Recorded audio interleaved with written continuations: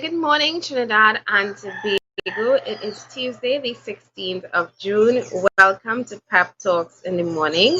My name is Felicia Hola, your host for this program every Monday to Friday from 8 a.m. to 10 a.m. And joining me this morning is the Pep caretaker for Chaguanas East, Matthew Gibbs. Good morning, Matthew. Good morning, Felicia. Good morning, Trinidad and Tobago. I see you are rocking a new look, this new little pre-Santa bear that you have going on here. I guess this is the fruit of the labor that you would have invested during COVID-19 that you managed to shape into a nice new little pattern. I don't know, what do you call men beards? Pattern, shape, I don't know, design? I don't know, I just a beard. Uh, A beard. Interesting, very uh, nice look on you. And Thank you. I hope you pull all the ladies with that nice little beard that you're rocking. I I apologize. And I apologize for the slightly late start that we had this morning. We had a few technical difficulties, but I think we are back up and ready to go with you this morning. I have Matthew Gibbs as the PEP caretaker for Chaguanas East. Now, Matthew has been on this program as a co-host in the past. He's been on when we had our during COVID-19 when we were discussing and going around having chats with our caretakers and shadow MPs and hub leaders. Mhm. We also had on when we had that hamper drive that we would have been doing within the constituencies and across Trinidad and Tobago. But this morning, Matthew is on the hot seat, and he didn't know he was going to be on the hot seat this morning. He thought he was coming to co-host with me, but that's the second half of the show. This morning, Matthew Gibbs of Chaguanas East, I want the public to know who you are. And we've had the pleasure of having you on in the capacity as hub leader and grounds person. I see you've been doing a good bit of walkabouts within your constituency, you and your team. Good job with that.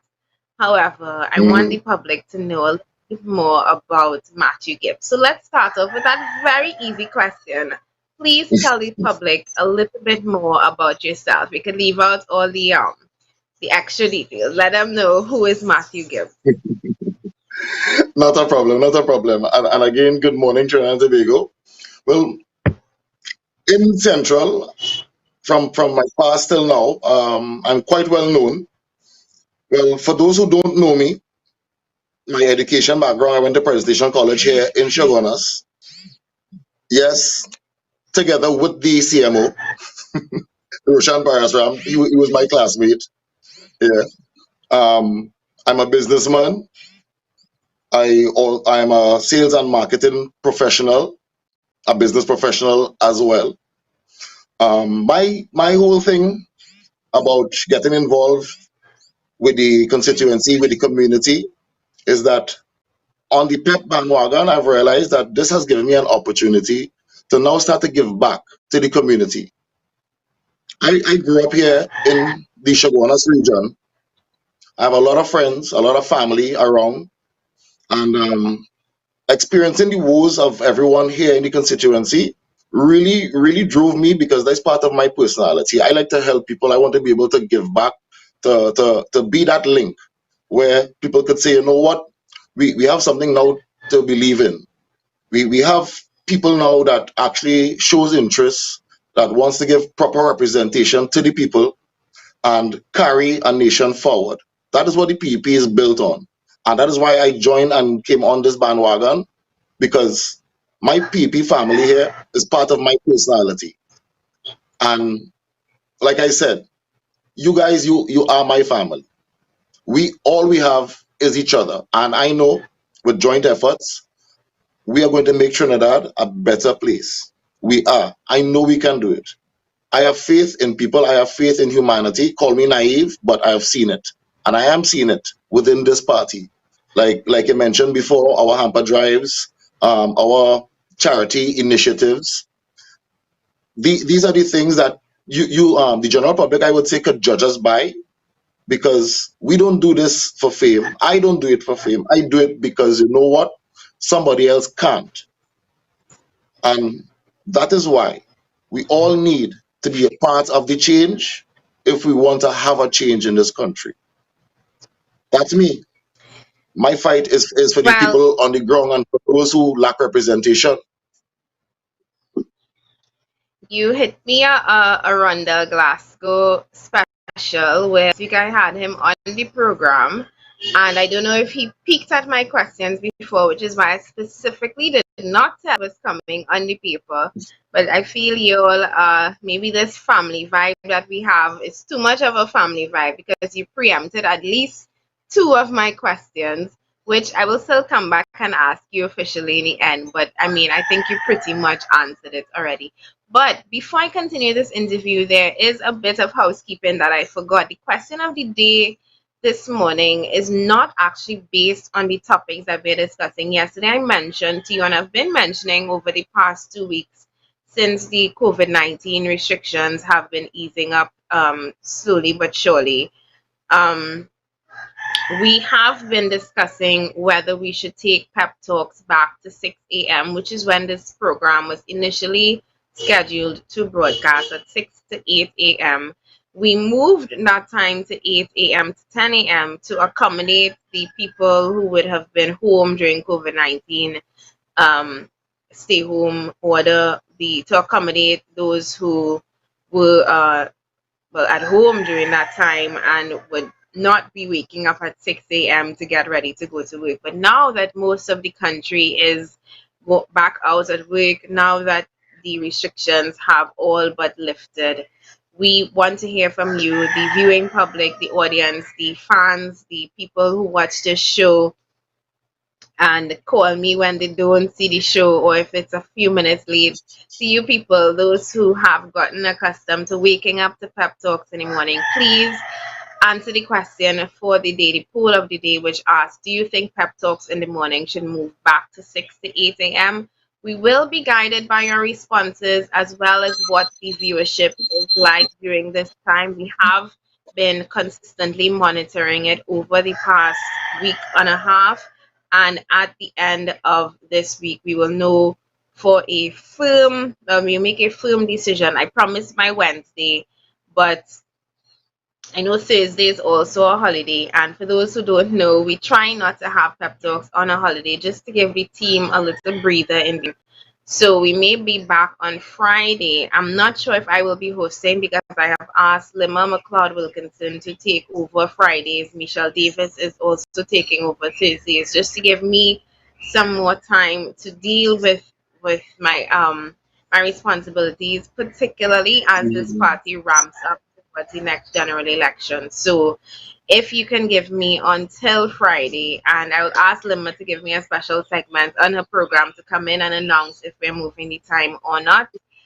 I will announce that this Friday. But for now, today, please take a minute to a few seconds to answer the poll question, which asks, do you think pep talks in the morning should move back to 6 to 8 a.m.? You can also call or WhatsApp me, WhatsApp preferably. My number is at the bottom of the screen, 769-4590. The phone lines will be open from 9 a.m. if you would like to call in and talk your talk and give your feedback there as well. But for now, we continue with our interview with PEP caretaker for Chaguanas East, Matthew Gibbs. So Matthew, back to you. You are, and I've been seeing the pictures, you've been doing some walkabouts in your constituency, in your community. Tell me about that work that you're doing on the ground right now. How is that going? Well, it's going quite well, I must say. I must say, we still do need the support of the general public because, again, like I said, if we want change, we have to be part of the change. But generally, what I've been getting is a lot of feedback on of the concerns of the constituents. Like, for example, in my constituency, Chaguanas East, our plight is drainage, infrastructural work such as road repairs, which is of I would say some need, and flooding and pipe-borne water. Where I live here in Greenvale is a residential area. The access roads is off of the Endeavour Road. to get in and out of my Is, house. is this If it's this flood, is this is the flood. If it's Greenvale? really flood, pardon? Is this the Greenvale or is this another Oh no no Greenvale? no no no no. This is another Greenville in Central. Yeah, Okay, okay. Chaguanas. Greenvale and Yeah, Central with the same flooding issues. Okay. yeah, yeah. Same flooding issues. Now I've noticed the corporation did some drainage works in terms of clearing the waterways. I sat down one day on Samaria Road, I think it is. That is the stretch with hangers off of the highway here in Chaguanas. And I looked at how they scraped the waterways, cleared it, which I must say was good. But part of the drain has cemented reinforcement, and the above part is dirt. Now, I sat there looking at that and thought to myself, when rain falls in excess, we have heavy downfall. That dirt and sludge is going to go back down into the drain, which will cause an obstruction and a hindrance to the waterway right there or further up. So, I mean, while the initiative was good to clean and clear the waterways, these are things that we should have taken into consideration in terms of erosion, because water will erode the loose dirt, send it back down into the drain. And the infrastructure in Central needs urgent and immediate attention in terms of, like I said before, the waterways, the water supply, mostly, and roadworks, because we have some potholes that damages people vehicles. Um, we live in a country where we don't experience accountability. Now, everyone I've realized likes to reference the lifestyle of American people and compare to how we live here and what we stand for and what we put up with in Trinidad. Let's face the facts. In America, the sidewalk in front of your house, you're responsible for it. And to some degree, the road in front of you, by their ministries or whoever it is takes care of that said infrastructure, you will never see a pothole there for more than a day. It will be addressed immediately. They have the machinery that could do it within minutes. Why can't we move forward and put the proper things in place, whether it's the machinery, the people power, with the when I say people power, the people who has the knowledge, who can address the situations and give us some sort of ease in a speedily time. There is a on the Shagwana, on the Southern Main Road, sorry, in Canupia, right after Chinchin Junction, there's the abandoned works office on that junction right there, on that corner right there.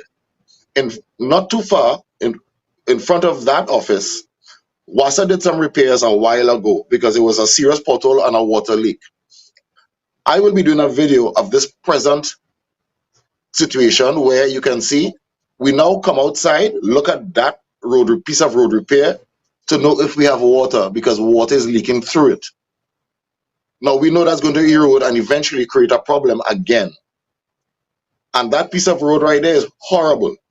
Now, why can't we put things in place so that these repairs happen seamlessly? Why do we pave roads and then put down pipes? I mean, come on, guys. We have the ability and we have the intelligence to do things in such a way that it would not impede, hinder, or distract from our daily lives. In Shagwana, in my constituency, Chaguanas East, which I do represent and I intend to properly represent, there's a lot of issues. The health center that we are required to go to is one issue. Again, I'll rehash and mention it again. Our water supply, our drainage, Hold on. all of these Pick a things. pen. Yeah. Let me just answer the question, which was the next question, which you again jumped, So, but great. What are the major issues facing your community and by extension your constituency of Chaguanas East? So continue. all right, Felicia, all right. Well, like as pre-mentioned, The major concerns of the Chaguanas East constituency is infrastructural work, where the waterways are not being cleared and attended to, and or the proper infrastructure is not being built to support such. Our water supply is an issue. I personally have been victim to that, where when we do get water, the pressure is not even enough to fill the water tank. What do? We now have to buy water, or depend on a water truck to bring some sort of relief, which not a lot of people have access to. I mean, I may be able to buy a truck one supply of water, but the neighbor may not, which I think is unfair. We should have systems in place to address the needs of each and everyone under proper representation.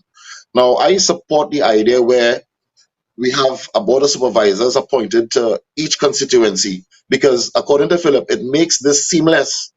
There's no set of yellow tape, red tape, blue tape, all the tapes, where you know, as an individual living within a constituency, can now address your needs towards individuals with specified portfolios who will be dedicated to that portfolio.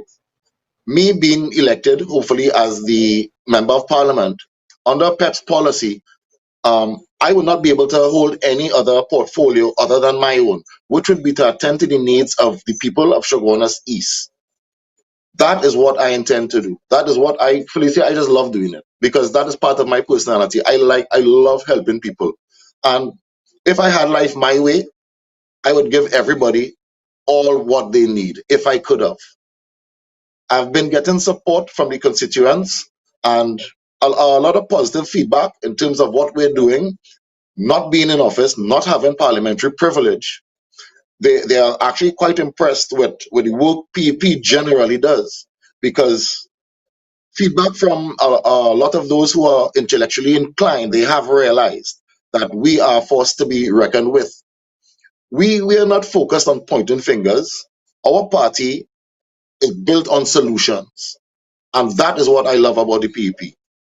We have these solutions. We have it there in our 21-point plan, which is some of our ideas to put out to the public, to the country, to the nation, to streamline all ministries, all industries, financial, agricultural sectors, everything.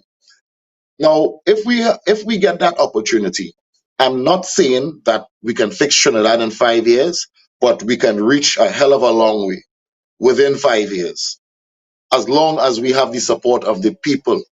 Because we can now implement proper legislation that will guide all narratives, depending on what sector it's affiliated with, to proper, seamless, procurement, what have you. Now, the Chaguanas East constituency, like I said, it has its ails. Today, I would like to go to the borough corporation, to set up some meetings. There are issues in Freedom Street and Enterprise that I would like addressed. The waterway and drainage here in Gillingham, Endeavour Road. All of these things is what I would like to see addressed in a speedily manner, because rainy season is now upon us and we have to be prepared. Every time I'm on the show, I always mention, why didn't we, when we had the shutdown, enact a lot of things which would have been enabling us to be better prepared right now for rainy season.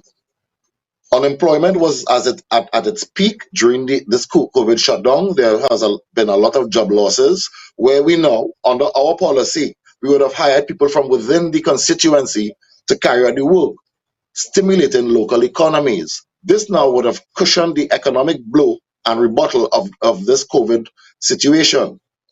Now, in some of our policies, we have stated where we want to decentralize certain government establishments.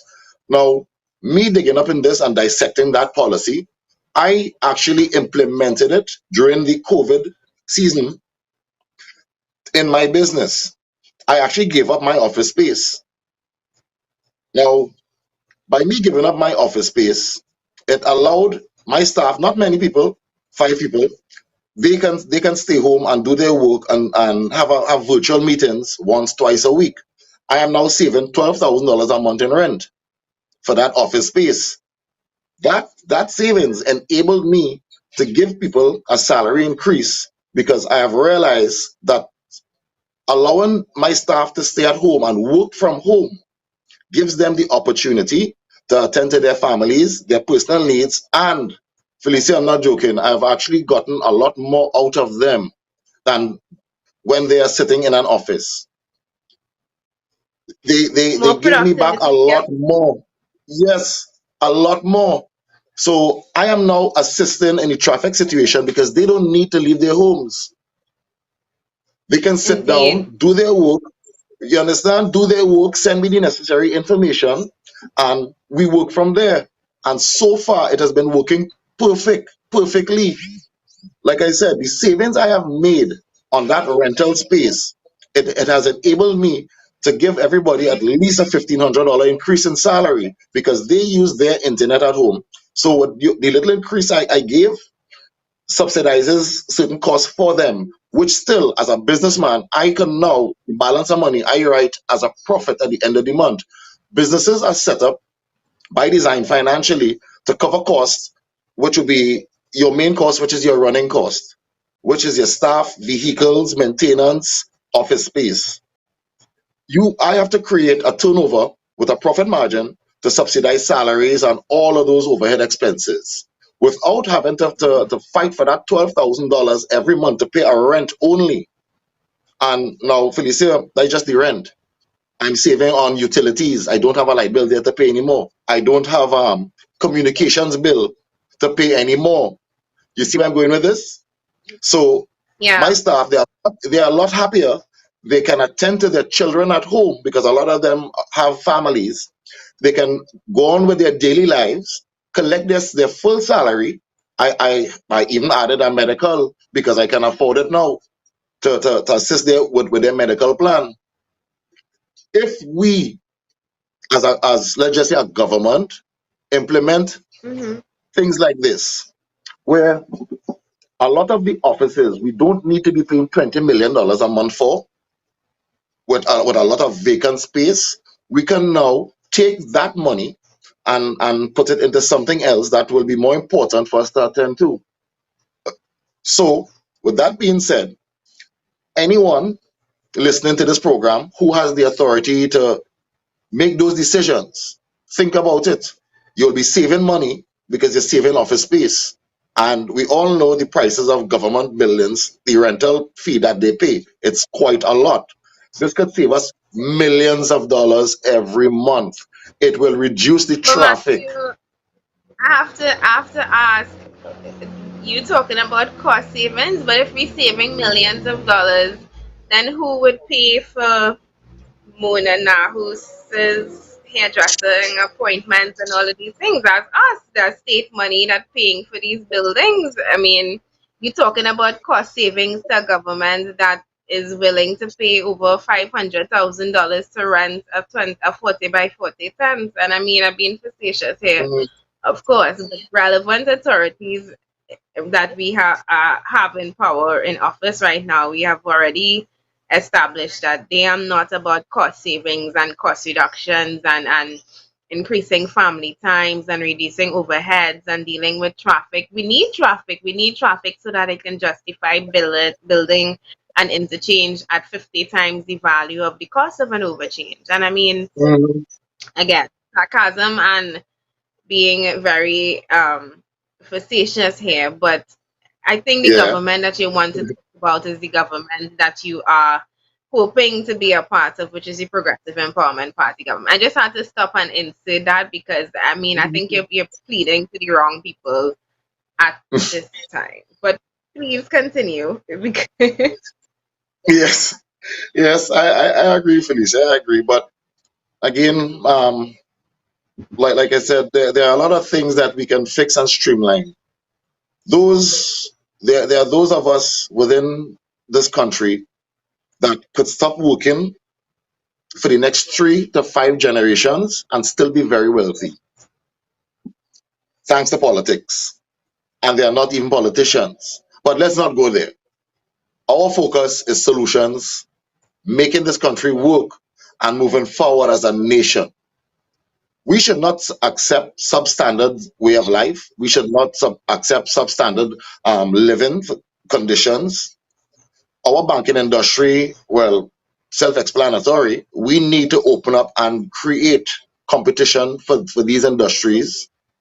Our communication sector. Also, I would think we need to open it up some more, bring in some outside competition. We have a gem called Trinidad and Tobago, but what I've noticed is that a lot of the people who I interact with, they they lack self-esteem, not for themselves, but as countrymen, because a lot of Trinis believe that as if it's not from Trinidad, it's not good, or the quality may differ or vary, and only if it's made in USA or Japan, it's of high quality. But we have local manufacturers here that produces a lot of good quality stuff. Again, we can by with the right initiatives, we can stimulate our own economy locally, where we do not need the importation of certain items. But again, if we do things the right way, how can I sit back in my yacht, right? Okay, but anyway, again, Indeed. I, But I'm I, I want to I'm move not on. really about. I want Yeah, to go move ahead, on Felicia. to the our next line of questioning. We spent a bit of time on the issues facing your community and by extension Chaguanas East.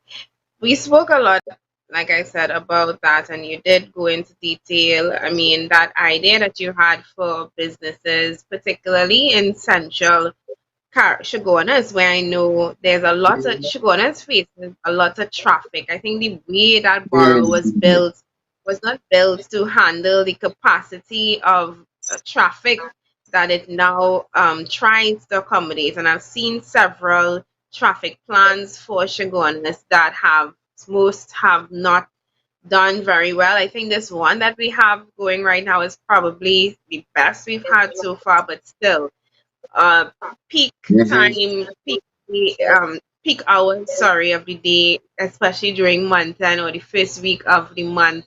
Chagonas is a place that you want to avoid. But Yeah. looking at all Yes. of the issues facing Chagonas East, what if you had to fix one major issue? Which one would it be? And what would it be? Well, the major issue in Chaguanas East constituency is flooding.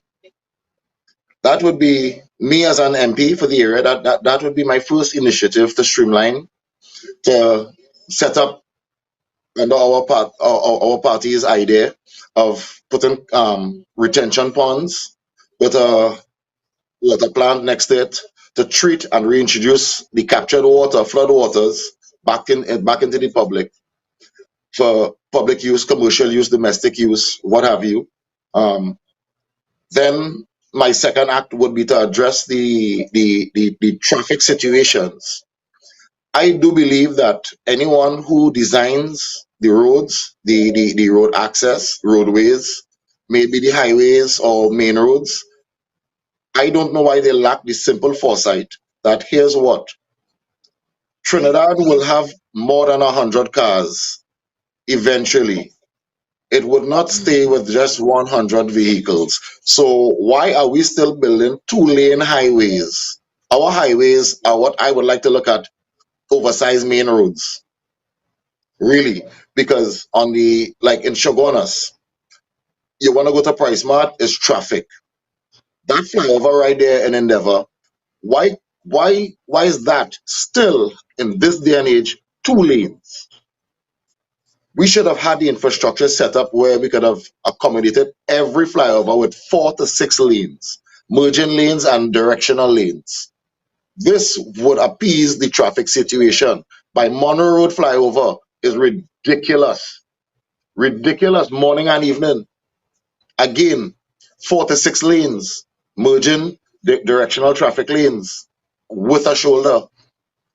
We can streamline these things, but again, I would seem to guess that maybe it's a frustration tactic to distract the general public from whatever it is taking place. I cannot understand why these things have not been addressed over how many odd years. These are the issues that I am personally that in for me as the member of parliament once elected, would be on the top of my list.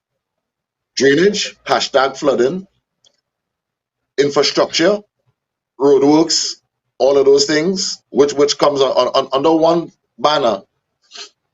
In order to move forward, we need to experience progress. We cannot live in a cave and want to watch and have a flat screen TV, if you understand what I mean in terms of time versus technology. We have the technology in place where we can, and this technology, I'll believe it or not, Felicia, I don't know if Trinidad is privy to this information. The technology that we have is called intelligence, common sense, where we can apply simple solutions that will yield great results just by putting things in place with foresight, accommodating for constituency growth, together with the health sector that we need improved a lot in Chaguanas as well. Our health centers, there's one in Chinchin, there's one in Chaguanas that I know of on the main road. There's absolutely no parking available. So we have to risk getting a ticket to go see a doctor. Why But haven't I we? have been to that. I've been to that health center on where did you say Chin Chin and where? In Montrose, Chaguanas Main Road, Montrose, the Chaguanas Health Yes, Center. I have been to that Shagona's Health Center in Montrose. I broke my fourth toe back in 2016 on a Carnival Friday. I'm not even going to go into the details of how that happened. No, it wasn't me doing any wildness. I broke it at home actually, Okay. and I ended up having to go to the Chagonas Health Center. I was staying by a friend in Chagonas, and after some days realizing that this was not just a sprain, I went to the health center and well, I found out my toe was broken, and it was my first real experience. Actually, my first and not last. I think it was my first experience in a health center. I've always been to private institutions. I'm deathly afraid of the public health service, but again, not knowing how serious it was, I'm like, maybe I should just go and they could give me a little bandage or a little something.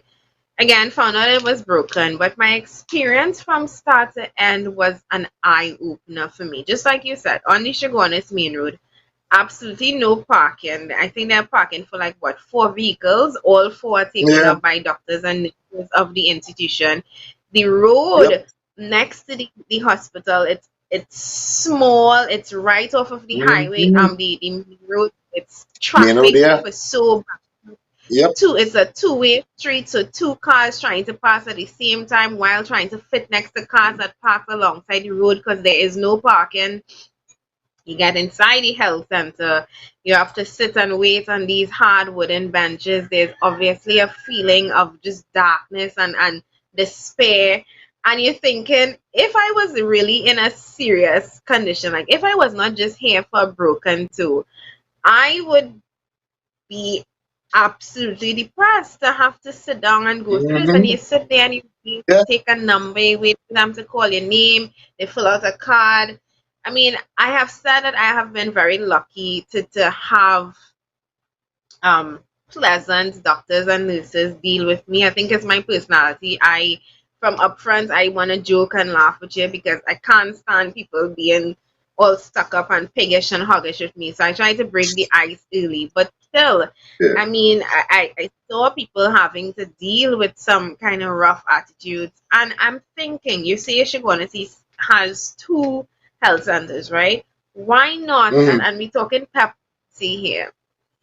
Why not merge that into one major accident and emergency hospital, fully equipped, and not health center, a hospital? Because what is Yeah. the nearest hospital you can go to if you have an accident in Chaguanas East? I know that there are a couple um private institutions. You can go to Medical Associates and you can go to the well, I only know of Medical Associates on the Chaguanas Main Road, which ironically has so much parking, a big, nice, Yeah. open facility. Just right up the Hmm. road, you have that little doghouse that they call the Chaguanas Health Center. Why not build a proper hospital hospital that can facilitate the needs of the people of Chaguanas East, rather they have them literally like cows in a cow shed, literally Yeah, lining up and herding themselves on a busy street.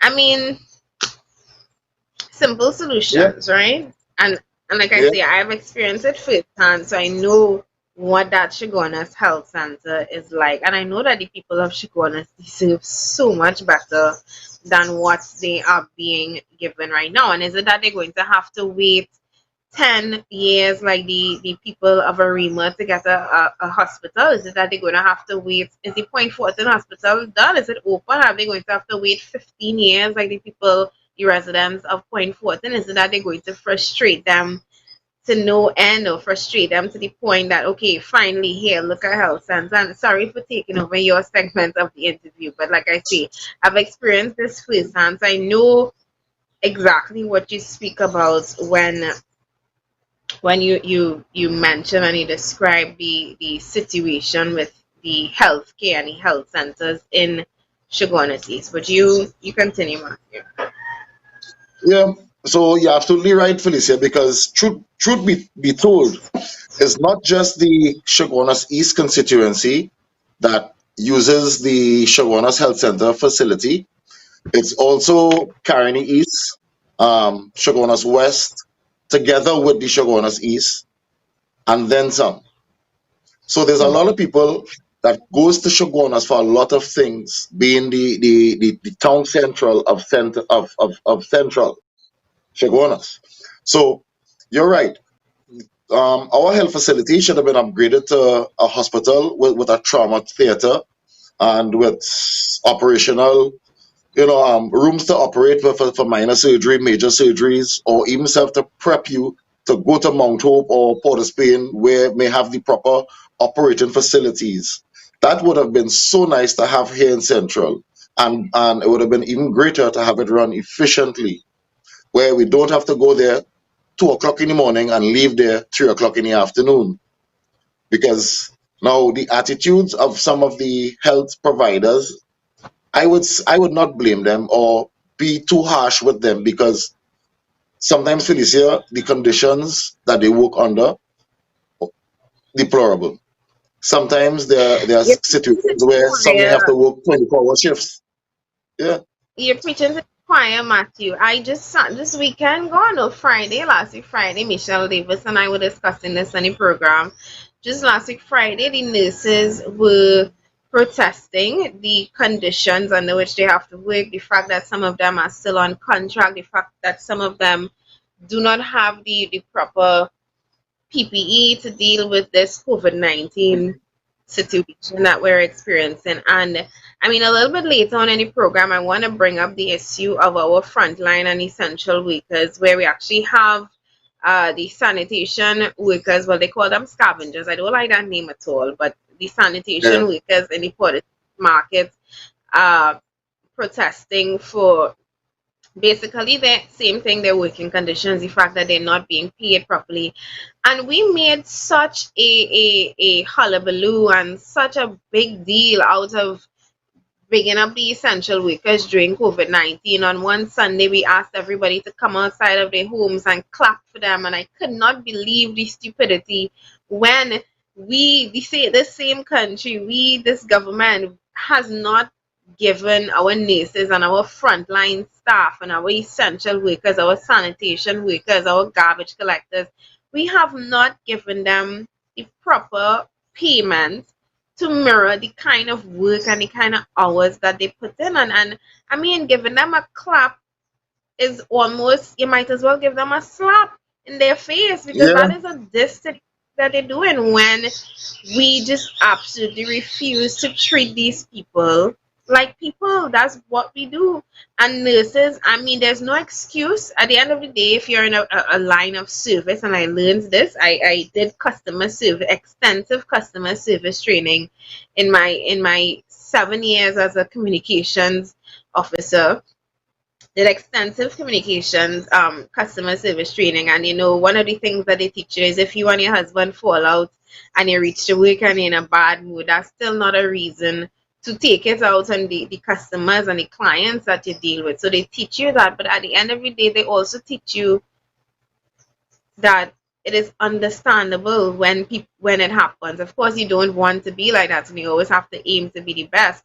But if that is your living condition day in, day out, you're underpaid, you're understaffed, you don't have your proper equipment, you are treated terribly by your supervisors and the people above you, because believe it or not, I know for a fact that there is rampant politics in the healthcare system, as in any service, government service, any public service that we as a country have managed to corrupt. Rampant politics and corruption, being stifled for promotions, all of this that these nurses and frontline workers face. If that is your living and your working condition day in and day out, while it is not excusable, your behavior, it is certainly understandable the way many of them just fall into a cycle of just being hoggish. And I mean, of course, that's not who they should be. But how are we as a country fixing their situations and making things better for them? But back to you. Yeah. So Felicia, you're right. You're absolutely right, my dear. You're so right because we live in a society where we cannot see a sad man grin. We only see we only experience honest men who lie. We'll never see a loser win because nothing is put in place to stimulate these people who are frontline workers, our police officers, the nurses. I mean, all of these public servants, they go above and beyond their call. I understand that sometimes their attitude may not be befitting of their job, but when you're faced with all these trials and tribulations, you go to work happy one morning. You might have, like you said, a supervisor that comes to work but in a bad mood, takes it out on you. So we now have a domino effect going down where the end user faces the brunt of 10 people's stress. We need to appreciate all of our public servants, all. Doesn't matter what level you're on, because these guys, the police officers, the sanitation engineers, I like to refer them to, yeah, um, our health providers, these are the people who, you know what, we need to understand. Those people are those who put their lives on the line every day for us, every single day. They have families too. They have needs too. They have feelings. They have emotions. Why must they come to work and have to get a lot of pressure because the system is broken? Why do they have to go to a job where they're not happy anymore, where they started doing what they love and now what they love has become a burden to them because of their environment? A lot of them, they don't even get emotional stimulation. When I say that, a pat on the back, hey, good job. Somebody always has an attitude, or somebody who got a promotion has a swollen head and wants to flex their muscles and make your job even harder, not realizing where they too came from. We need to let these people know that, you know what, we love you and thank you for what you do. We can achieve this generally by fixing a broken system, Felicia. It's not that hard. It's not hard at all. Why, again, I always stress I'm a humanitarian. I fight for people. I despise unfair treatment. I don't like to see somebody getting up, sacrificing a single parent, let's just say a nurse, a single parent, prepare children for school, have to provide for them, go to work, leaves home with a lot of stress because you're worrying about your kids, their safety, their education, what you are not able to give them to eat. And then you go to work and have to face these conditions that you work under. Felicia, is that fair? Is it? It is not fair. Why do we keep putting these people through this? Why? There's a simple fix. It is a simple fix. Just do the right thing. Put the proper infrastructure in place. Get this system repaired. Shut it down and reboot it if needs be. I'm not saying that we need to fire anybody, but restructure and provide structures that work, because these people put their lives on the line for us every day. And I would like to see where in Chaguanas here we live in a society that randomly somebody would stop and thank a police officer because he is putting his life on the line for you. They stand on the road. Who knows what can happen to them? They may have families to take care of. Without that, who's going to provide for their families, for their loved ones? Let us have a heart. Let us give these people what they need, the emotional tools, and as well, I would say financial stimulus to let them know that they're appreciated in their jobs. Let their working conditions be better for them. We cannot move forward as a society by oppressing those who provide for us.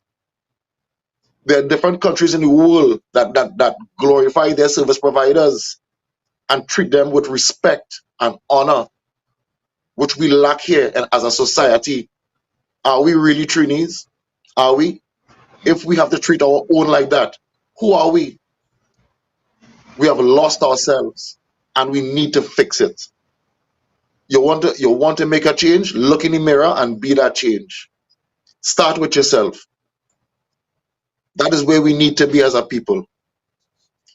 I am seeing people who are suffering and hurt, families who cannot eat here, and it hurts me to my core. It rocks me to my core, Felicia.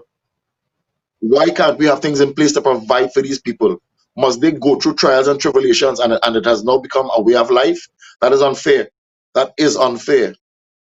If I had, let's just say, Sabga kind of money or a boat kind of money, I would give away a lot because it is part of my personality to provide for those who cannot provide for themselves because of they are now what you call victims of society and circumstance. It's not their fault they are in a situation. It's not their fault that they cannot provide. It is how society has treated them. And we as people, as human beings, must reach out to ourselves, to our spirituality, to our humanity, and have a conscience and let our nurses, our doctors, our police officers, the firefighters, the average person who works in a public office, if it is postal or an office clerk, it doesn't matter who you are. Why don't we one day just stop and say, I appreciate you, thank you for what you do, and have a government that shows them, here's what, thank you for being there for all of us. These are high risk jobs with no equal remuneration to back up what they do, whether it be it's financial. And like I said, you can change someone day just by a pleasant smile and tell them good morning and have a great day. It's as simple as that. But everybody too so wound up. Like again, it's not the people's fault, but I stress on identifying with who we are. Everyone is so wound up with their daily lives and how sad it is and what they need to do. We forget the basics like good morning, how are you, have a nice day, how was your day? Simple The words rat like that. race. Simple acts. We Yeah, get caught up in the rat race that is life that's right. right now. That's That right. Antibago. That's right. I think we as a people have to come together and again I've been repetitive. We want change, we have to be that change.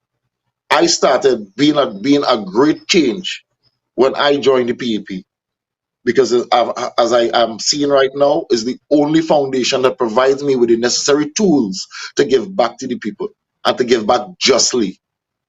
When I dissected our housing policy, Felicia, it works in such a way. Dexter Mustafa, he found a calculator that works out your house per square foot and what's going to cost you. Under PEP administration, 1,000 square foot house could cost you $800 or less a month. This is how simple we can make lives. And it's not going to be a political tool like the HDC. HDC has houses that has been built, now vandalized and derelict because it's been sitting there for over 20 years and more since it was NHA. And there are people who really need homes. You want to tell me about low income housing? When I look at one of their drafts, you must be minimum $4,000 a month to $24,000 a month with a joint income, depending on the unit you want. Where's the accommodation for low income people? Where is that? So what? Everybody have to go and We squat have and live in a people who galvanized shed? rent. Yesterday, on our program, we were discussing that HGC complex in Shafford Court and Oxford Street. People who have been renting for 10, 20, 30, 30 years now and would only ever be renting for the rest of their lives because, and these conditions under which they live. We brought up that point with one of the residents. He said, there's no opportunity for us to even rent to own. And that is how low income people are treated. You must rent for the rest of your life. Hmm. You must have no stake in your country. You must have nothing to pass on to your children, and the conditions under which you live must be substandard as compared to Hmm. people who can afford to pay 24 or who can afford to pay $5,000 plus in rent a month. So there is no accommodation for low income earners here in this country. You have to sit and wait for them to call a raffle to see and hope that you get through. Hmm. Your name get Hmm. called to Yes. even get a spot to go and rent for the rest of your life. That's what we have Yeah. for low income Yeah. earners in this country. So the people that falls into the low income bracket, they have now been living a life of dependency and false hope. Under the Progressive Empowerment For Party's first policy, where our housing is our number one issue, again, Felicia, I've dissected it. PP intends to stand up to $1.5 million with the general public to any applicant who needs a home. Having said that, our calculations worked at 1,000 square foot house under $500,000 or about $500,000. You now will be faced with a mortgage that is interest free for the duration of that entire mortgage. You can keep your salary, do odd jobs on a weekend, earn $200 and pay a mortgage towards your own. But you see, if we had that system in place, how can we now create a dependency syndrome? How can I now dangle false hope in front of you for your vote so I could keep doing what I want to do that serves my own selfish needs? I ask people in the constituency when I do my walkabout Felicia, who are you devoted to? A lot of them, I die hard this party, I die hard that party. Why? Because they do so much and this and that and the other. I said, but look at how you live. Look at how they live. What have they done for you? And that's all I get. So a lot of them want to glorify, stand up and support with their last breath certain parties that has done nothing to really improve their lifestyle. But you know what? Granny say, if you don't vote here, move out of my house. Mommy say and daddy say, here's what. We born into that, you have to stay so. If we have to experience progression, we have to learn to eliminate in order to graduate. Our past thought processes must not now be part of our present life. We need to identify who we are first to begin with, where we are, and where we want to be in moving forward. And to stray just 1 second off of that topic, we can build a life, we can build a foundation, we can build a basket, right? Yeah. So, so Good on one, these, Matthew.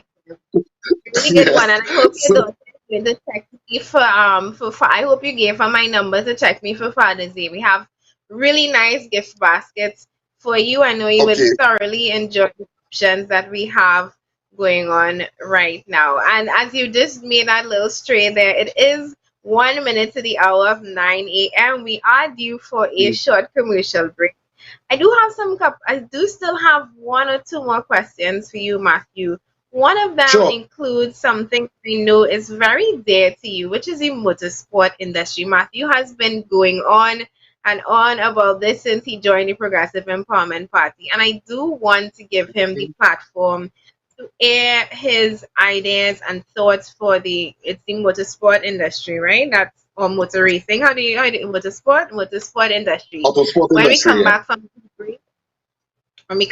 this break, we will give Matthew that platform to speak to you and all our car enthusiasts about this industry and as well open the phone lines for your calls when we come back on Pep Talks in the morning. Antel is Trinidad's most reliable and technically experienced ICT company, providers of quality structured cabling, Cat6 data fiber, and power cables. We also stock cabling infrastructure basket-type cable trays for server rooms and data centers. Antel also installs and maintains video security systems including cameras, alarms, and electronic entrance locks for businesses and residential properties. Call Antel 674-1406 or 783-9250. Trinidad and Tobago is in a crisis. For far too long, our people have been abused and silenced by our politicians and the business elite. Just look around you. People are losing their jobs. Crime is at an all-time high. Our justice, education, and health systems have failed. We all know the truth behind all that is wrong in our country. Corruption is destroying us. Billions of our dollars are being looted by a small group of business people that use our politicians to divide and distract us, so they can take what they want, leaving us with no hope for a better country. All of this is because we've never had leaders who seek the interests of the citizenry as their first priority. I am here because I'm not taking it anymore. I am here because I am not taking it anymore. I am fed up of politics as it is in Trinidad and Tobago. It is time we elect leaders with the backbone and the love of our people to go after the corrupt, evil elements in our country, hell-bent on serving their own pockets while we suffer. And it is time that we as a nation take a collective stand against wrongdoing. So we are making a plea to the nation to rally behind us. Because our freedom of speech is being threatened by those who don't want us speaking out on these issues. A man that I greatly respect is one of those leaders fighting for a better country. His name is Philip Edward Alexander, and he has bravely challenged the people and institutions that are destroying our nation. To date, he has been threatened with 5 lawsuits for having the courage to ask state agency UDCOT on why the renovations of the President's house cost $89 million. When experts in the field have estimated that that job should have never crossed 20 million. Where did the rest of our money go? We refuse to stand by and allow any agency to use our courts to try and silence and punish Philip or any other citizen of our country for trying to seek the truth. If you're fed up of corruption and want to be a part of real change, support Philip and the Progressive Empowerment Party in this fight. This fight is not for him or us to bear alone. It is a fight for you, our loved ones, and our friends. It is a fight for the future of our country. You can help by making a contribution to Philip's legal fees and help him and PEP expose the truth and shine light over the darkness of corruption. Go to our website at peptt.com, click on donate and see all the ways you can pitch in. There is hope. Our country can be saved, but we all need to stand together. My name is Felicia Holder, Chairman of the Progressive Empowerment Party, and I support Philip Edward Alexander and the PEP. I support Philip Edward Alexander and the PEP. I support Philip Edward Alexander and the PEP. I support. I support. I support. I support. I support. I support. I support. I support. I support. I support. I support. I support Philip Edward Alexander and the PEP.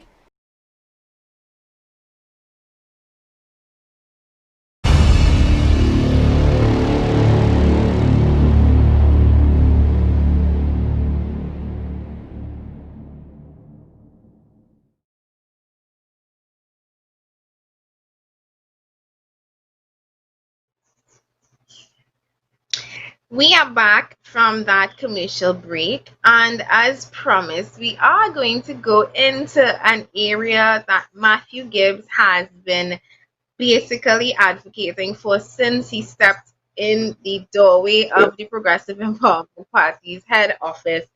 And Matthew, you have been telling us about the motorsport industry for a while and what you would like to bring.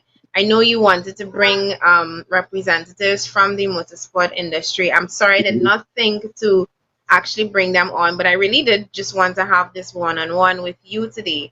But please, tell us a little bit more about this? Because I know this is a very near and dear topic, hobby. I don't know what you can describe in your own words what it means to you and what you think, how you think the PEP can be involved in boosting this industry.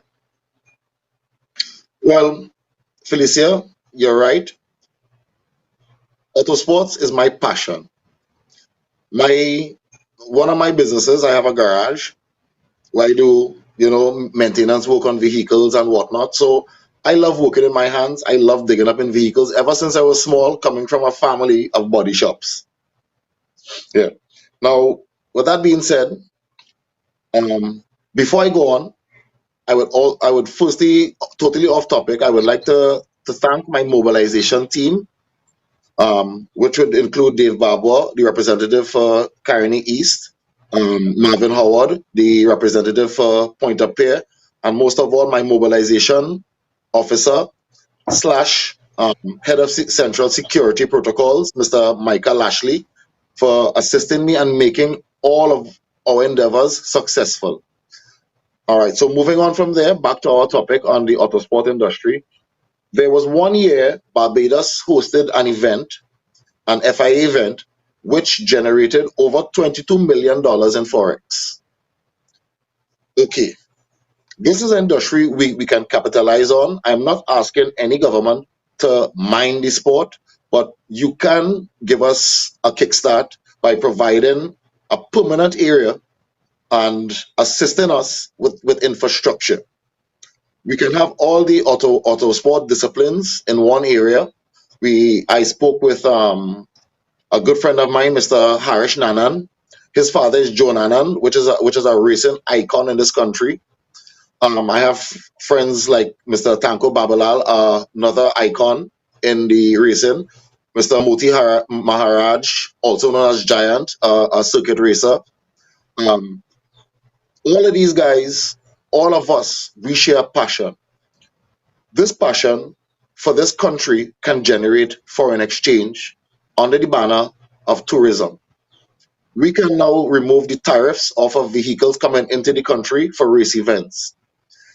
We can, as a government, we can, like I said before, establish a racing community, a village, where we have all the facilities for different disciplines. We have storage areas, and we can work it as a business where the private sector would now see it feasible to get involved financially.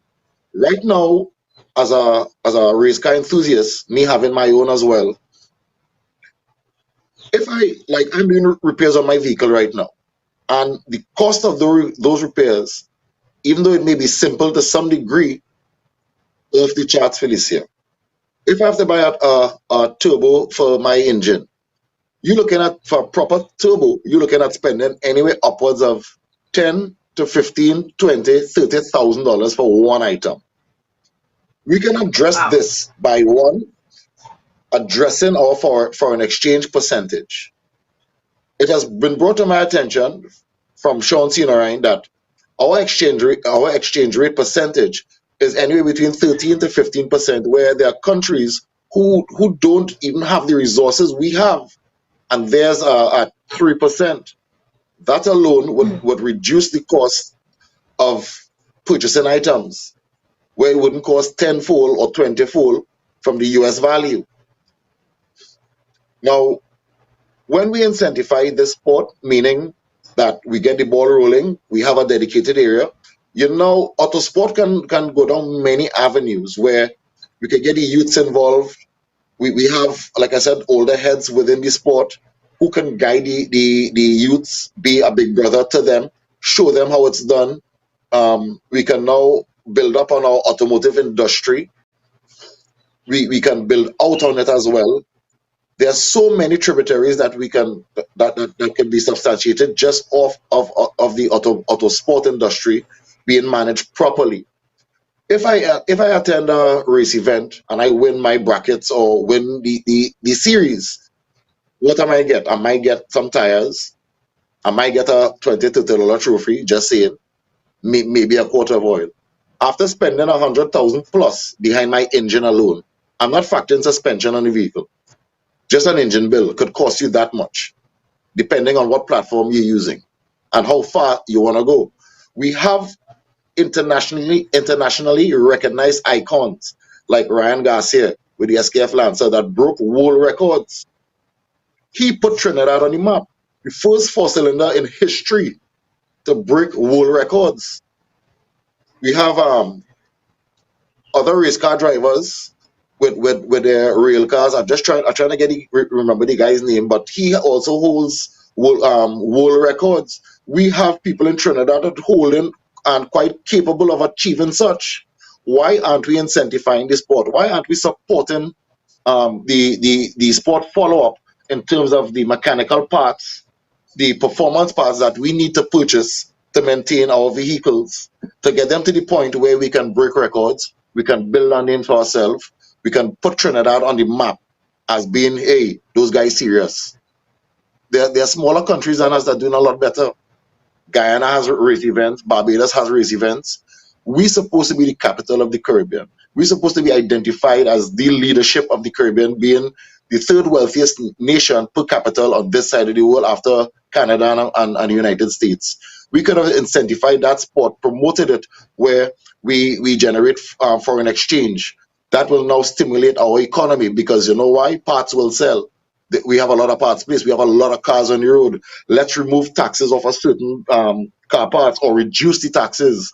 Let us remove tariffs on bringing vehicles or transporting vehicles to and from different countries to attend events. When we do this, we incentivize the sport.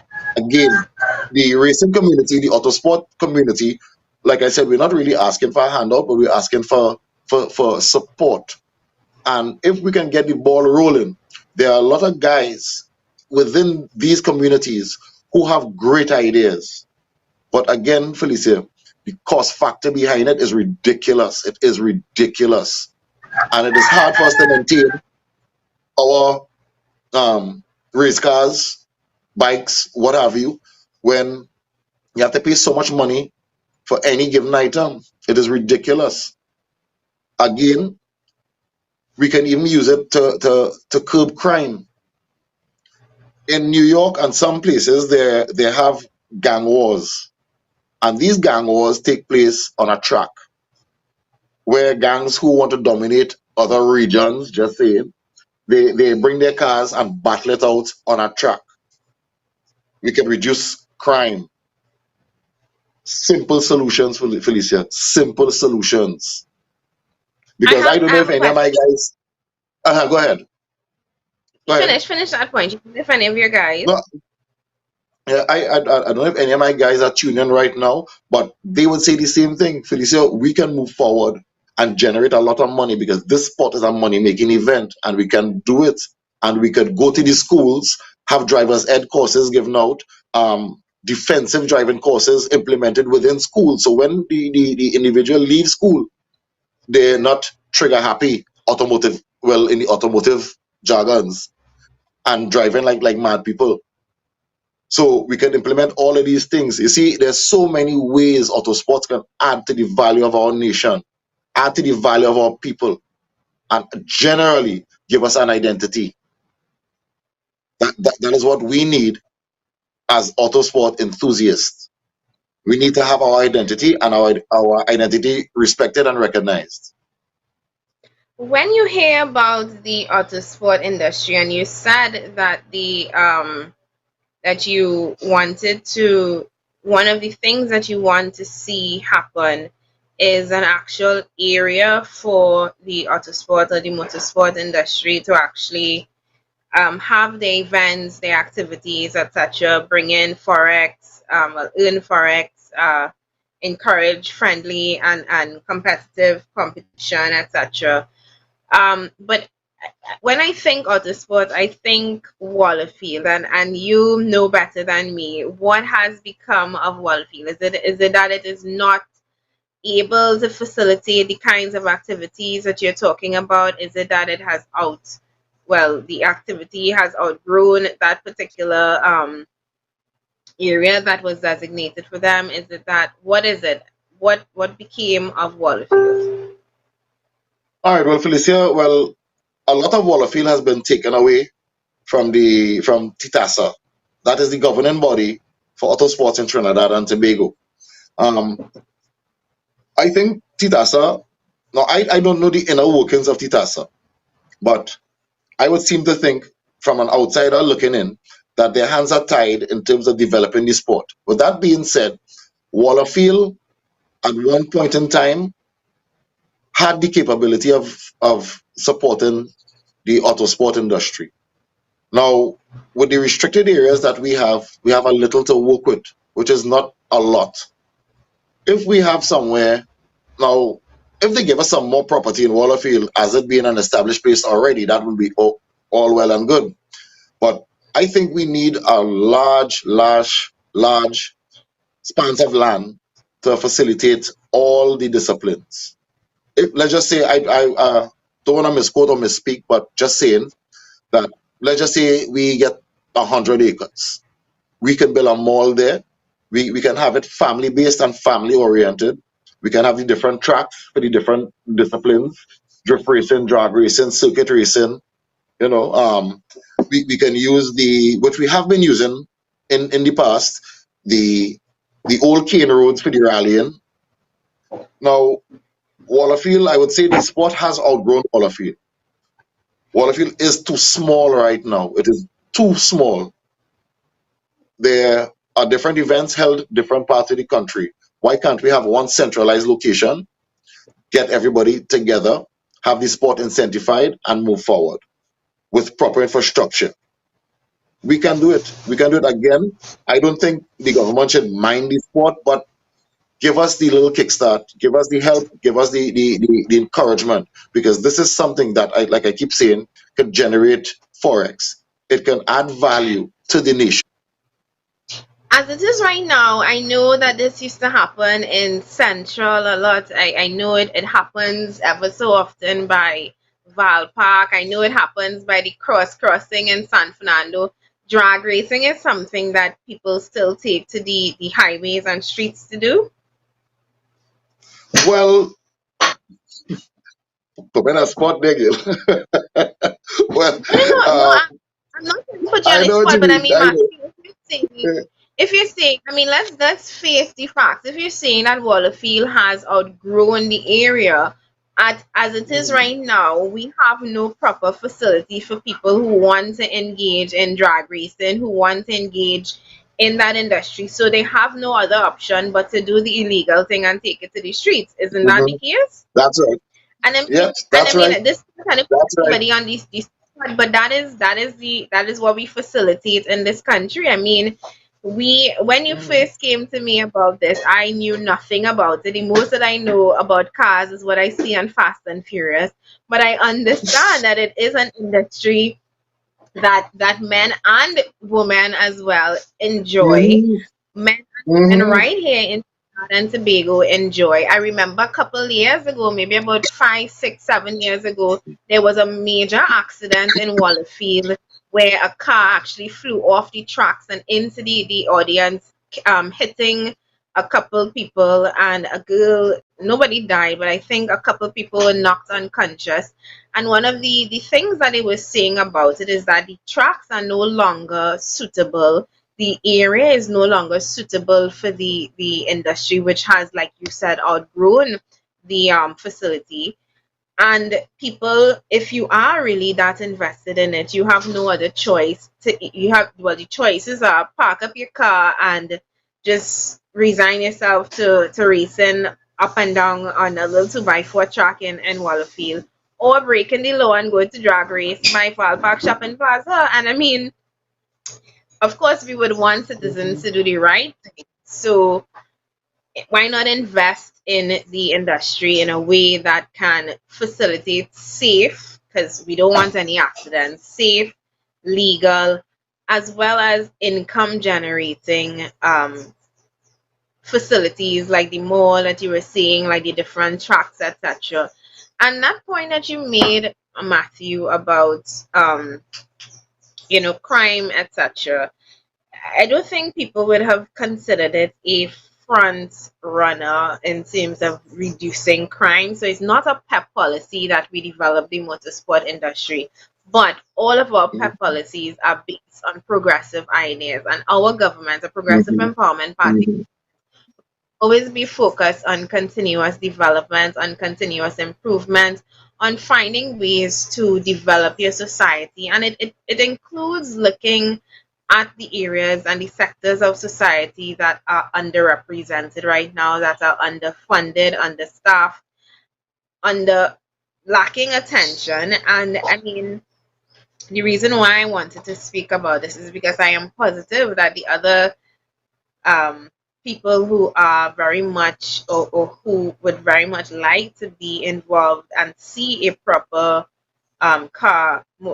auto industry or auto sport industry really be developed in Trinidad and Tobago would be looking at this program and seeing some kind of hope and seeing some kind of promise that there would be a government that is interested in developing society from a multi-sector, well, a multi-layered view, because like I say, motorsport is not a PEP policy, but should we be in government, I would definitely advocate for us sitting down with the relevant stakeholders and how we can not only develop that industry, but incorporate other sectors of society into the industry to overall develop the country. That crime reduction plan. I mean, you see all of these bad boys running around with their fast cars.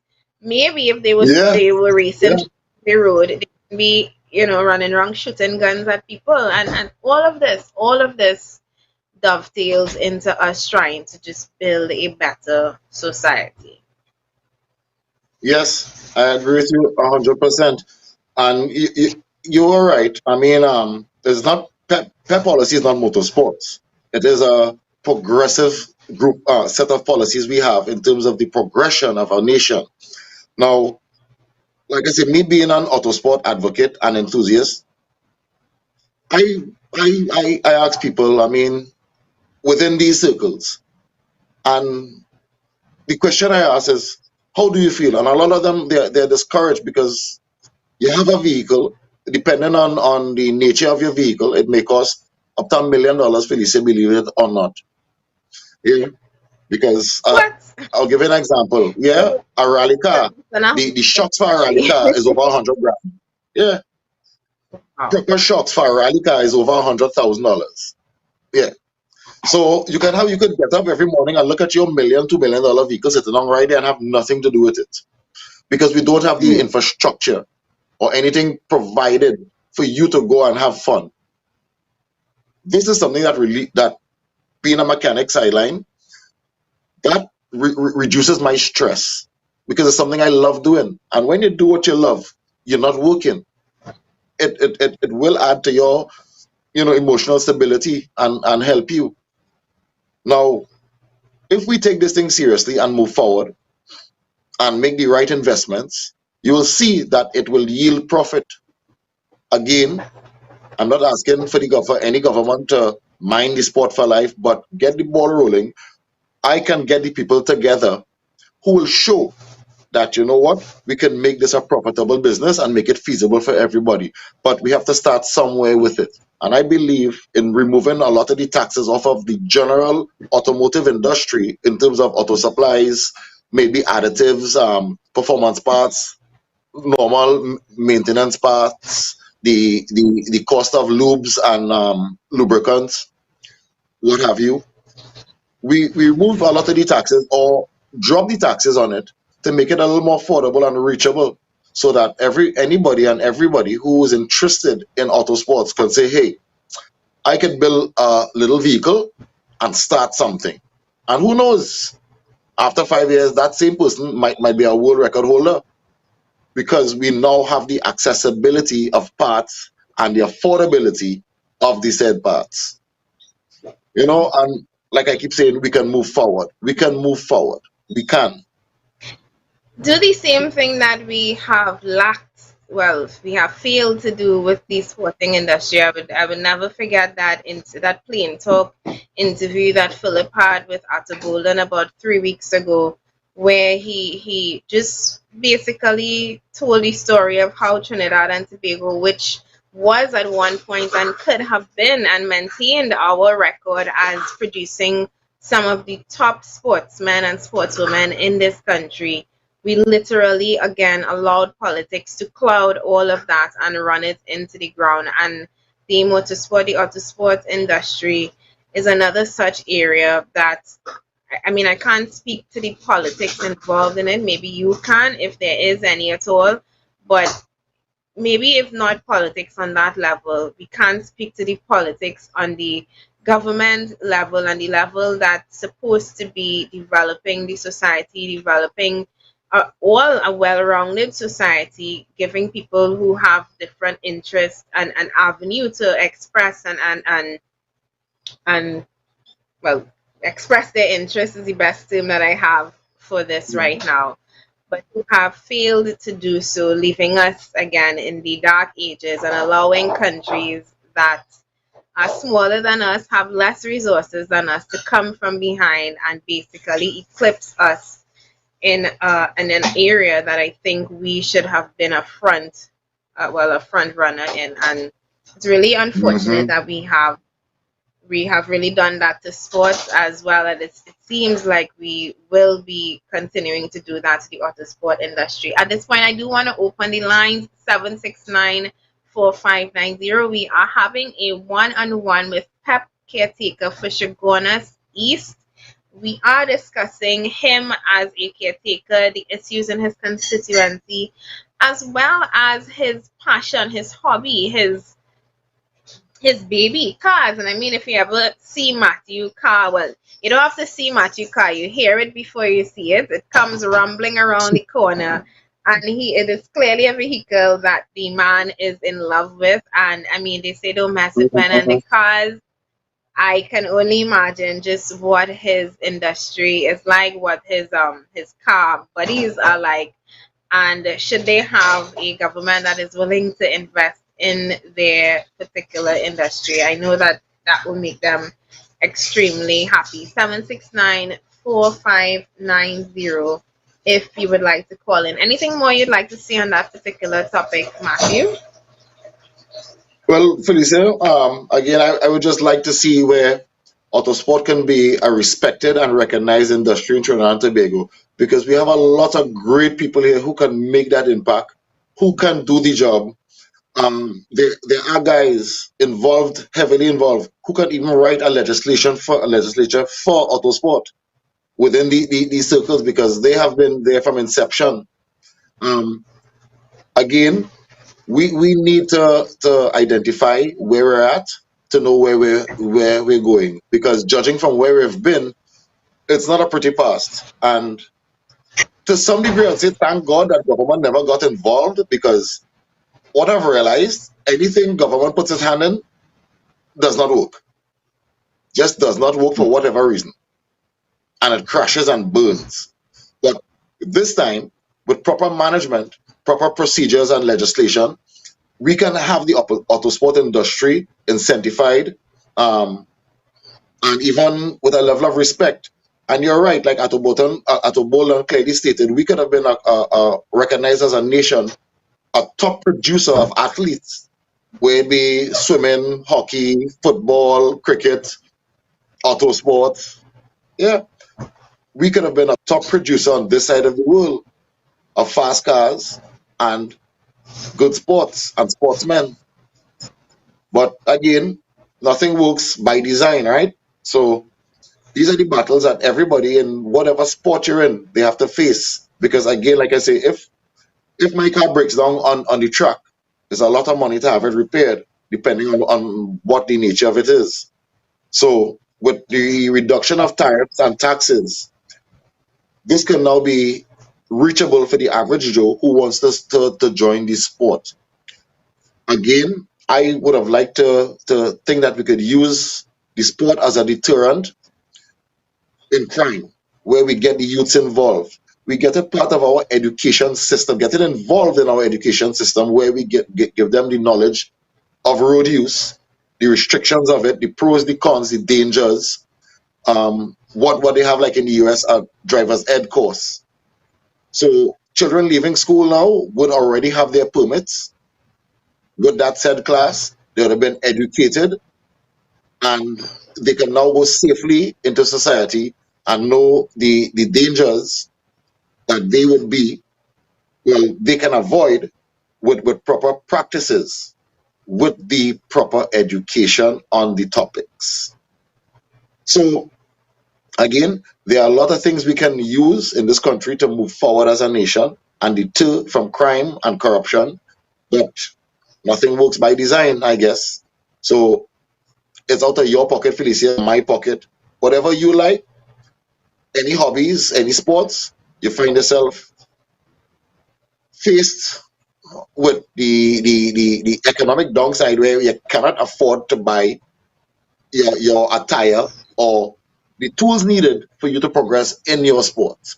And it's hard. It's very hard on everyone, because a lot of us say that auto sports in Trinidad and Tobago is a rich man sport. Anybody with a fast car, you had to have money, because to maintain those cars, not cheap. If I had to buy spark plugs from my car for this year, it cost me over $500 for 6 spark plugs. Imagine that. Wow. When you look at the same price of the spark plugs online, you're paying like maybe 30, 40 US for the set, maybe.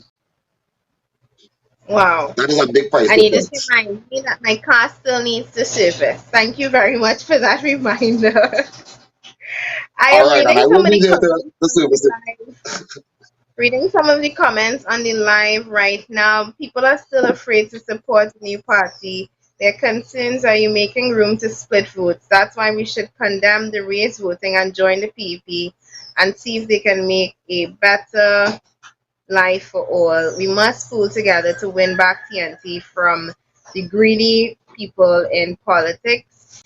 Indeed, and somebody told me once about that split the vote thing, and I never bothered to answer it a second time. I'm like, your vote belongs to nobody. I saw a woman on a walkabout this Saturday, and I said, before I handed her the flyer, I said, I hope you're not one of those PNM till the dead people, because I'm in a PNM stronghold. And I met one like her down the road. I tried to hand her the flyer, and she's like, PNM till I dead. and she says, while sidestepping a very huge hole in her on the pavement, or what is supposed to be the pavement, and she's trying to sidestep that and saying at the same time PNM till I dead, and she obviously not understanding how contradictory her statement versus what she was doing was. And I mean, before I handed this lady the flyer, and I said, I hope you're not one of those PNM till I dead people. She said, well, I mean, I usually do vote for PNM. I said, you know that your vote is yours and it belongs to nobody else, right? This idea that my vote belongs to this party because I'm black, and my vote belongs to this party because I'm Indian. Stop with that. Stop it, please. Your vote is your own. Nobody owns it. No, your mother, your father, your grandma, your great grandmother could have voted for one party for whatever reason they chose to. What happens between you and God in that polling booth is between you and God. Your vote belongs to you.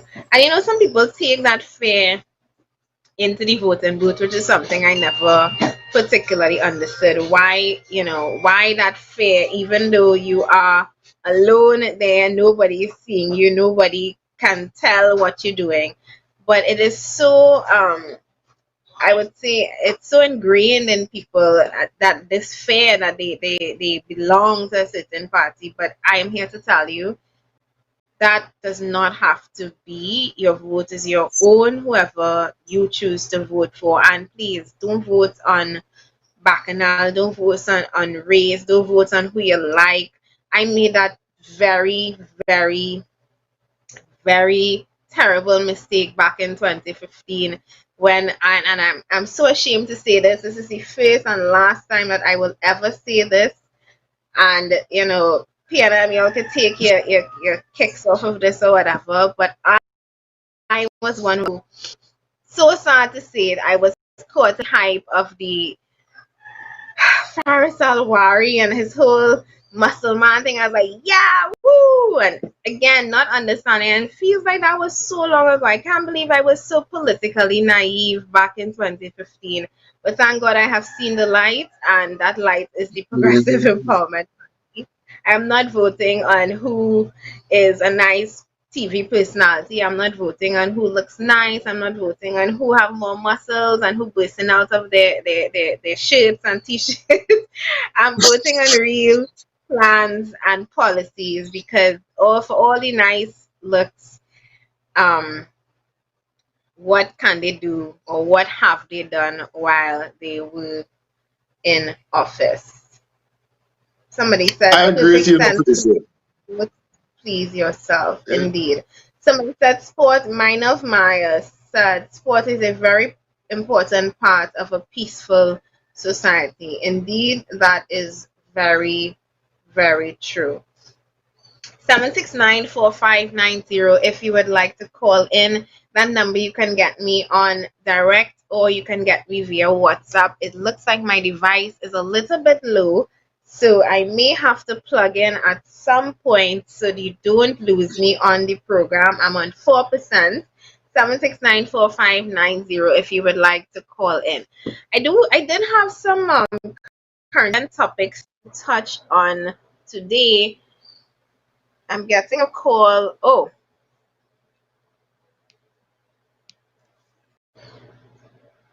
So I just got a call on WhatsApp, which I'm just realizing I will no longer be able to take because the phone that I am using for Pep Talks now is now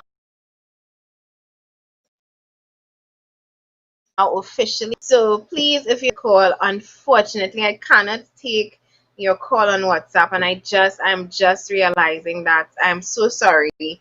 Minor, I know you're trying to call me, but the device that I'm using for the program is also the device that I am receiving calls on. I can only take direct calls at this point in time. I am so sorry about that, and I promise to have that fixed by the next episode of Pep Talks in the morning. I don't know if you would like to send a message and I would be happy to read it out here, but at this point I can only take, I'm so sorry about that, I can only take direct calls. So if you have any free minutes from Germany to Trinidad, please feel free to call me direct on 769-4590. Sorry about that, minor. Yes, I was saying I did have some current event topics that I wanted to touch on. I see Miss Penelope Beckles Robinson is back home to screen. Well, she's no longer screening. She's officially the candidate for the Arima constituency.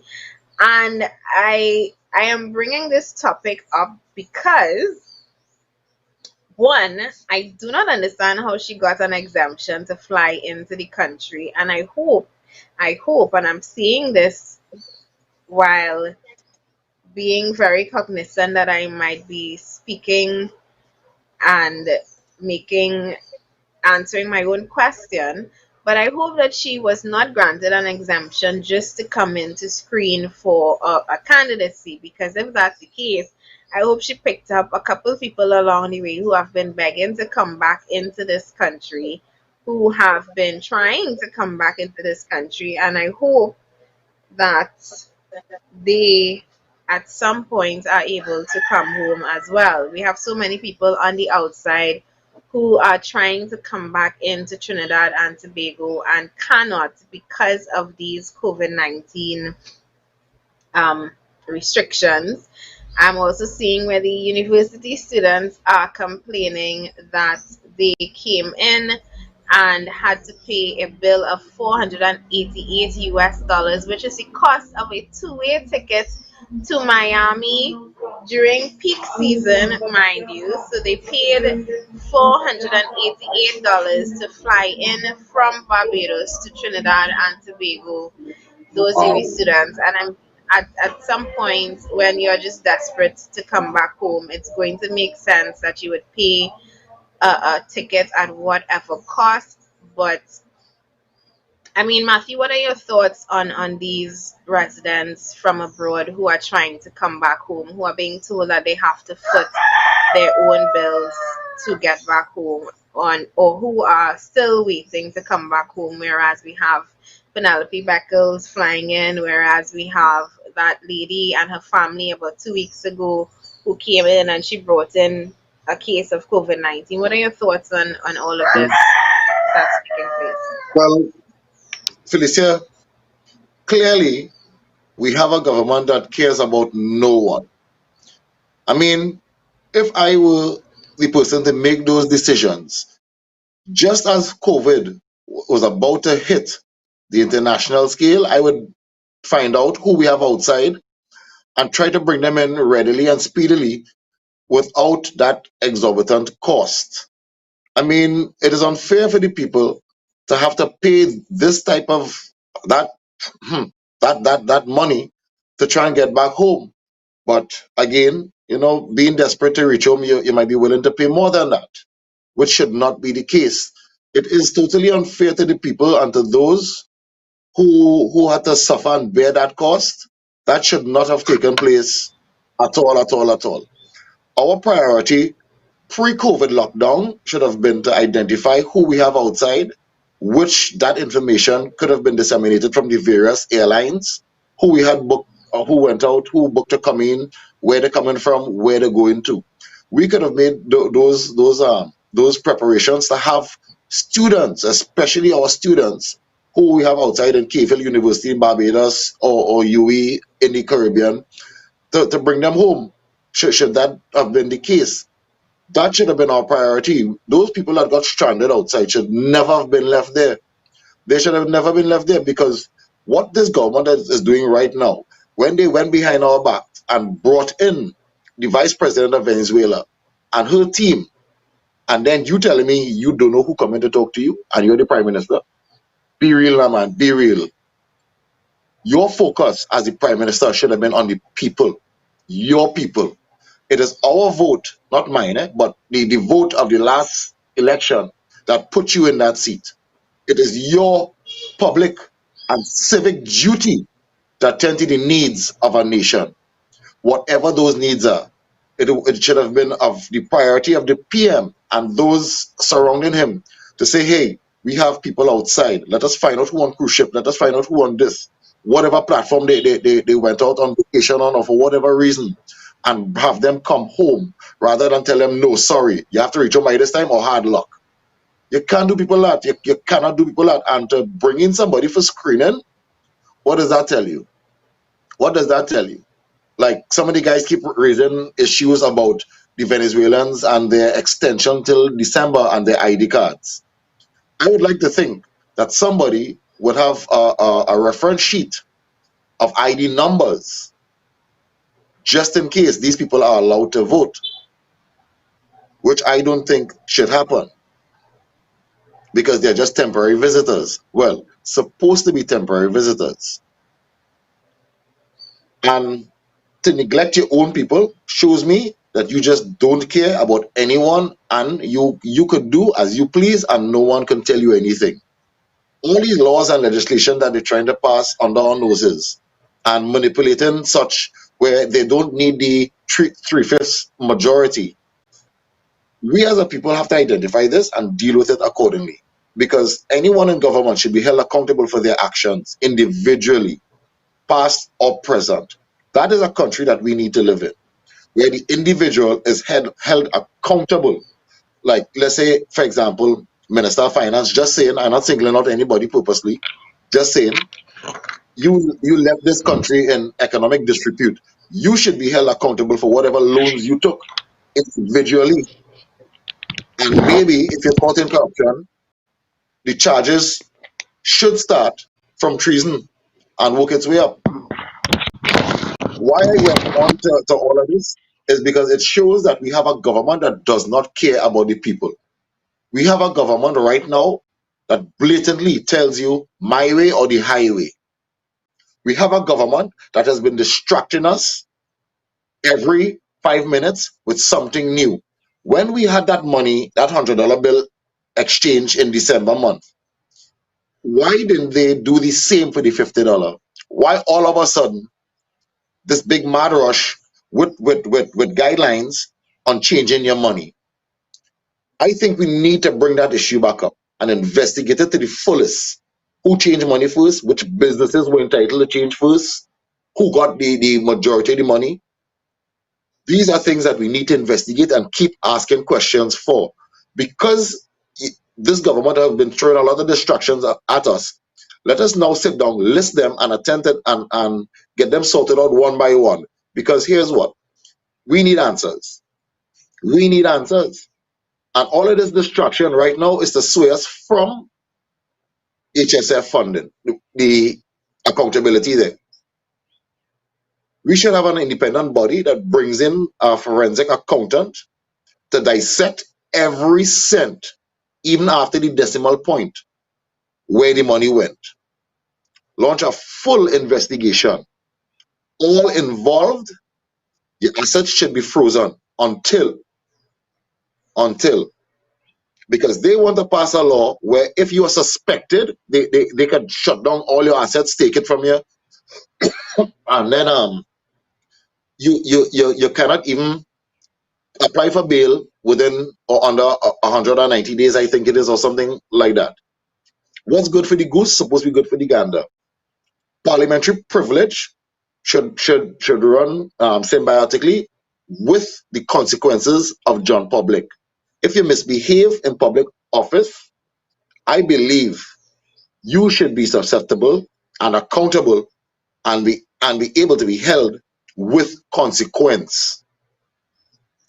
All we do is look at who points fingers at who, and behind closed doors, they laugh at all of us. Because you know why? After 4 years, your slate is wiped clean with parliamentary privilege. We as a people need to realize, here's what: we've been distracted from the narrative. Let us get back on track and ask the right questions. Have the right people held accountable. You're in public office on high levels, and basically you're acting like a criminal who just has no consequence. So I can do what the hell I want and just don't need to care, because you know what? Somebody will tell me about it, and that's as far as it goes. Not even a slap on the wrist. These politicians Indeed. should And be held fully accountable. I want to read the comment from Minolf, who tried to call in and unfortunately could not get through.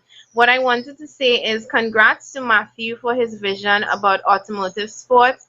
I might probably not agree with all what he said, but the ideas are great.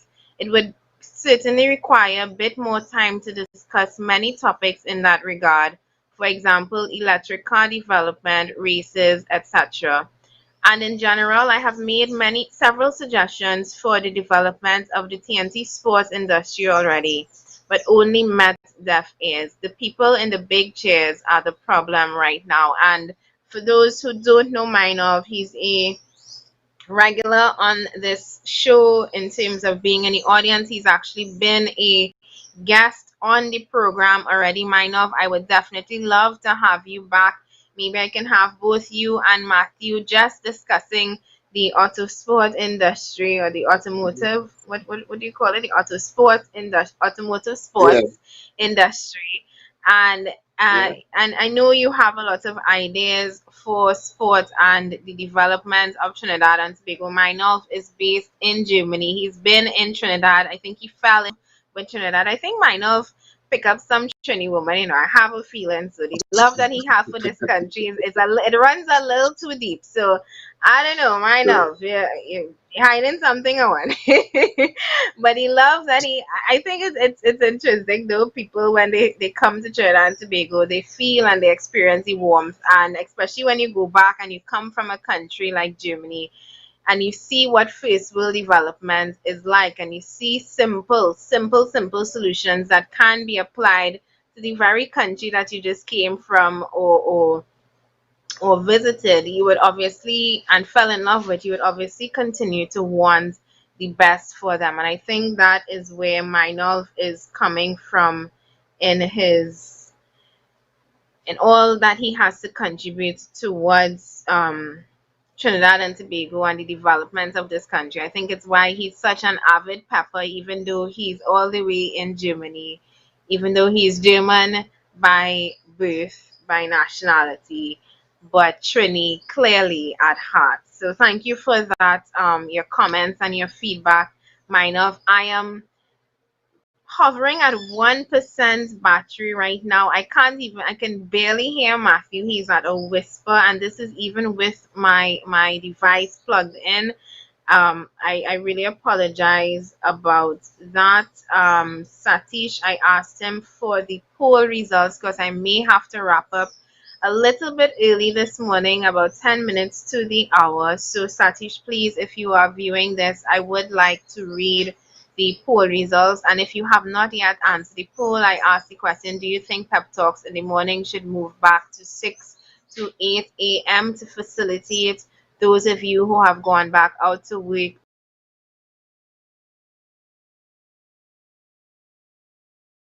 Well, Felicia, I haven't had the opportunity to answer that question, and I think yes.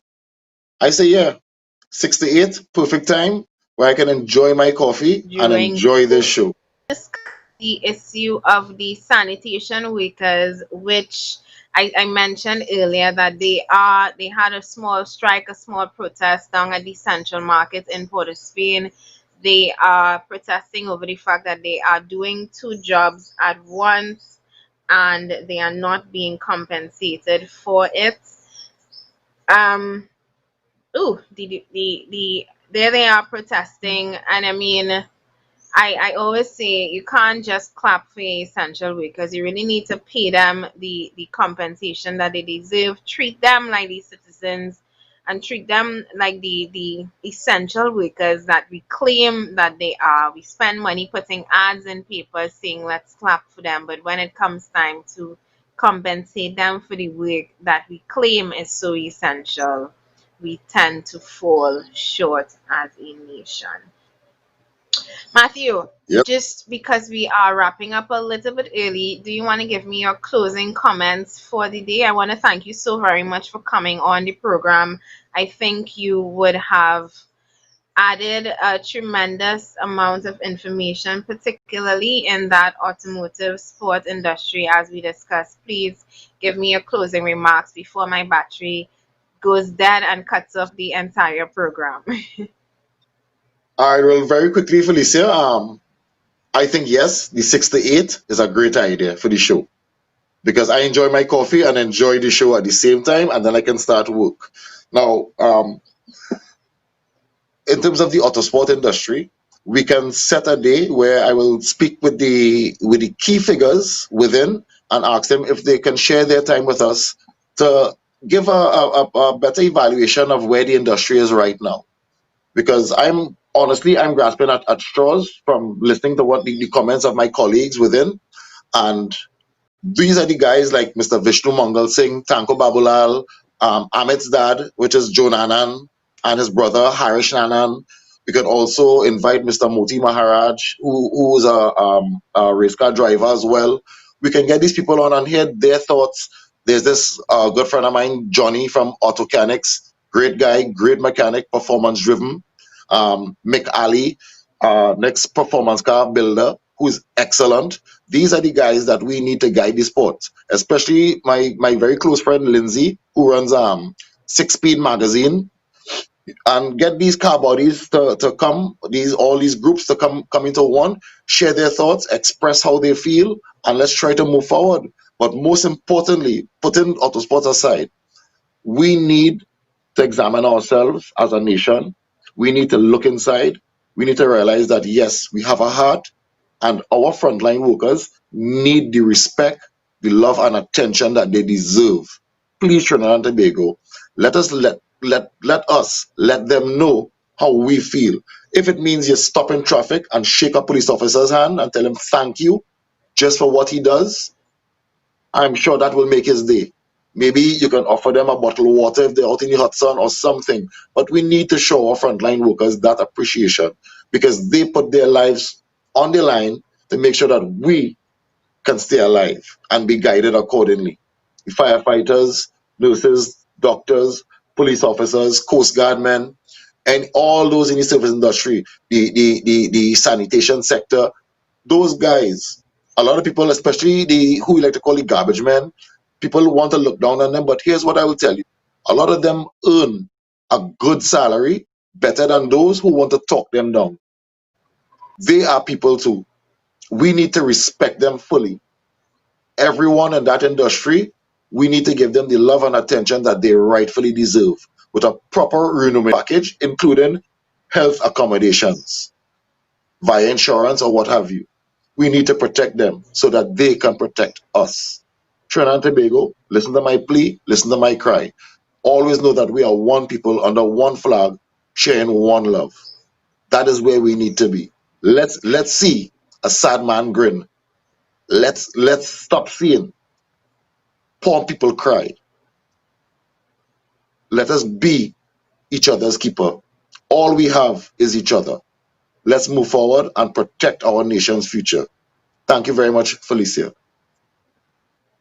And thank you very much, Matthew, for coming on today, for answering those hot seat questions so very eloquently and gracefully, and I just bringing your slant on what a better country, a better Trinidad and Tobago looks like, particularly under a progressive empowerment parliament. We have arrived at the end of our program. We're wrapping up just a couple minutes early today. Again, only because I can barely even hear Matthew right now. My device is running on 1% battery, and because of that, I've lost most of my my functions. I promise to sort out all of those technical difficulties, particularly with receiving WhatsApp calls that I was unable to receive today. It will be sorted out by Wednesday. I know Wednesday is a holiday, and I said that I was not going to do programs on Wednesday, but my executive assistant forgot to mention to me that Thursday, sorry, she forgot to mention to me that we had that today, when Thursday was a holiday, and I already scheduled an interview with someone from the Aquaponics Association. Two people actually, they're coming in to talk about that. Thursdays have become kind of an agricultural day on this program. Thursdays are Talk Your Talk Thursdays, where we do interviews with external parties, and they are coming on this Thursday. So we will have that starting from 8 a.m. Thursday morning. In answering the poll question, I asked if you agreed with the program moving back to 6 a.m. 31% of you said yes, that we should move back the program to 6 a.m. and 69% of you said no. So we'll have to take that information into account. Matthew, you would have probably accounted for what, another 2%, so 42% of you said yes, while Jesus Christ, my mathematics, 33% of you said yes, while 67% of you said no. Ooh, where did I go from 31 to 42? Jesus Christ. And I'm sorry for saying Jesus Christ. Patisha's going to kill me for that. Thank you for joining us on Pep Talks in the morning. I will be back on Thursday. Tomorrow, Michelle Davis is hosting the program with Hadassah Charles McLeod from our membership team. Please look out for them in the morning starting from 8 a.m. I will be back with you this Thursday morning for another segment of Pep Talks in the morning. Remember, during this period of social distancing, let's remember to stay together by staying apart. Bye-bye.